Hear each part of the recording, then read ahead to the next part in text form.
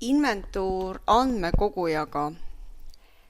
Inventuur andmekogujaga alustatakse ladu ja inventuur andmekogujaga all ehk selleks kasutatakse siis kas tavalist arvutit, millel on skänneri järgi, või kasutatakse spetsiaalset Wi-Fi ühendusega mobiilset andmekogujat. Seal samamoodi on käivitatud ERPLi ja käivitatakse siis selline aadress. Ma võtan selle praegu uues aknas lahti.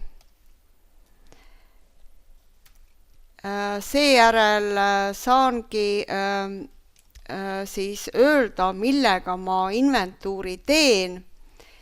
Igal juhul eeldab see, et meil kõikidel toodetel ongi EAN-id ja neid ma saan sisse skännida, et see on kogu selle asja mõte. Kuna ma andmekoguja piltidele kuidagi ka näidata ei saa, siis ma valingi puutetundlik seade või sülearvuti. Et lihtsalt programmil on vaja teada siis emma-kummaga on tegu. Ja tuleb anda siis ka nii-öelda kliendikood.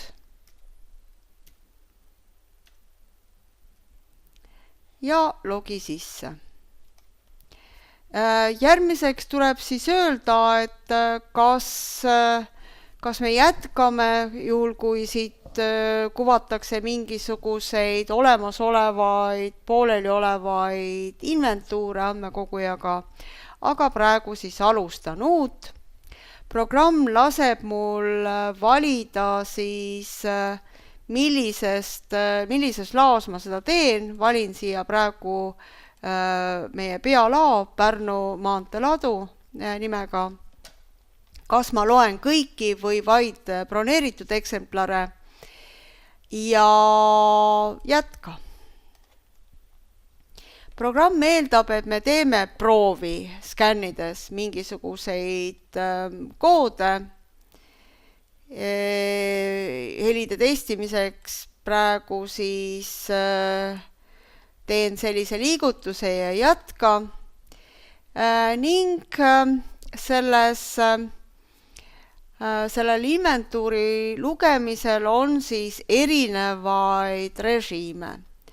No vaikimisi on, et kogus on üks, mis tähendab siis seda, et kui ma võtan mingisuguse toote koodi, ma lihtsalt kopeerin praegu ühest tabelist seda, ja skännides on tal ka enter järgi, siis ta lugeski ühe ära. Aga kui ma peaksin seda toodet uuesti lugema, siis ta annab mulle varem sisestatud, uue lugemisega sisestatud ja küsibki üle, kui palju neid on, ja ma saan siia kirjutada siis tegeliku tulemuse ja salvestada. Ma võin ka minna seda teed, et ma kasutan sellist kiirlugemist, mis siis tähendab, et kui ma toote siis skännin, no enter jällegi lõppu, siis ta kohe ühe luges. Ja kui ma nüüd valin selle sama toote, siis ta enam ei küsi, ta lihtsalt loeb siia kokku, mis tähendab siis, et ma peaksin absoluutselt kõik tooted nii-öelda läbi skännima ja nii saangi siis inventuuri tehtud. Ja siis on muidugi võimalik, et ma võtan need mõlemad ära siit, mis tähendab seda, et kui ma nüüd toote loen, siis kohe tuleb ette see, mis kogus on vaja siis siia öelda. Ja saan seda siis muuta ja salvestada.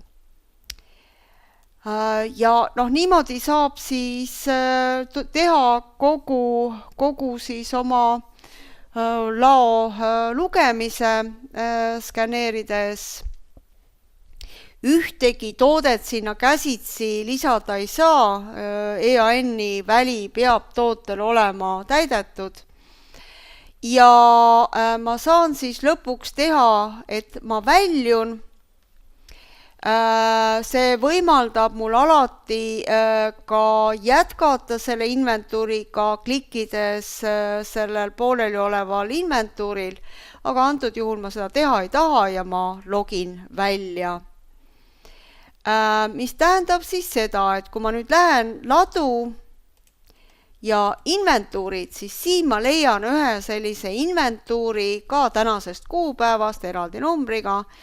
27 toodet selles andmestikus justkui on, ehk ainult laokogustega kogused või tooteread.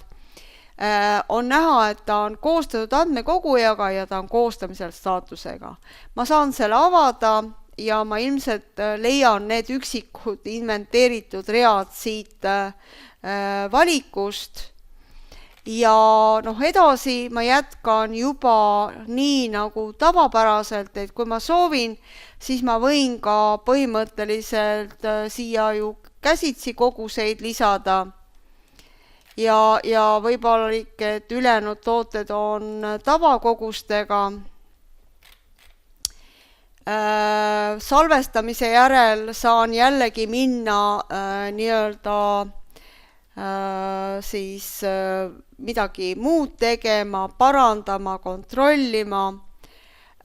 Kui ma ta kinnitan, siis siia alusesse enam asja ei ole ja taas ma peaksin üle käima siis arvelevõtmise akti selleks, et need, mida ma leidsin rohkem, võetaks arvele. Ja ka mahakandmise akti peaksin kinnitama selleks, et need, mida ma leidsin vähem, saaksid siis maha kantud. Ja alles siis, kui arvelevõtmise ja mahakandmise akt on saanud ka numbri, on inventuur läbi ja laoseisud korrigeeritud. Alati võin aktidest teha väljatrüki, seal on siis ka need summad näha, aga aruannete alt siis näen kas siis lihtsalt arvelevõtmisi või neid koguseid, millel vahed olid ja siin näidatakse siis kahte erinevat inventuuri, kuna me tegime alguses käsitsi ja hiljem ka andmekogujaga.